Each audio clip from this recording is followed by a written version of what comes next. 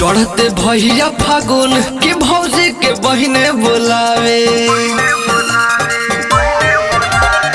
चढ़ते भैया फागुन की भौजी के बहिने बुलावे।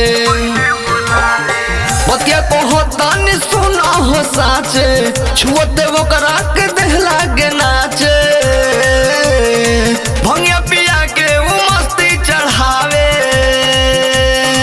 चढ़ते भैया फागुन की भौजी के बहिने बुलावे। चढ़ते भैया फागुन की भौजी के बहिने बुलावे।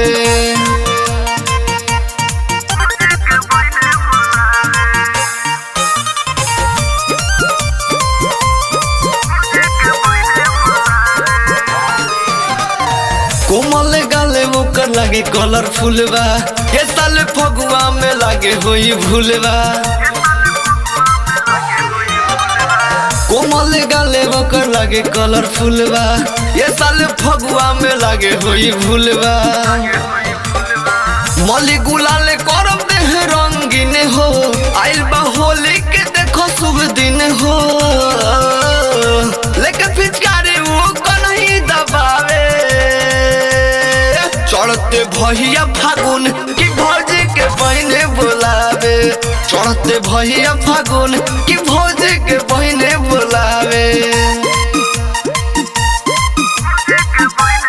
Music by Harinder.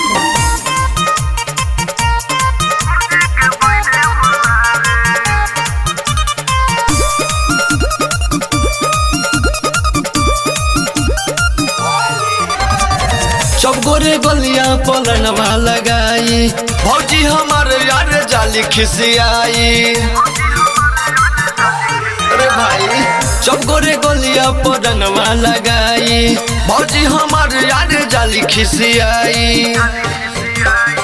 मंटू मरा के सब संगे संगतिया, होली खेली निगम पूरा आज बेतिया।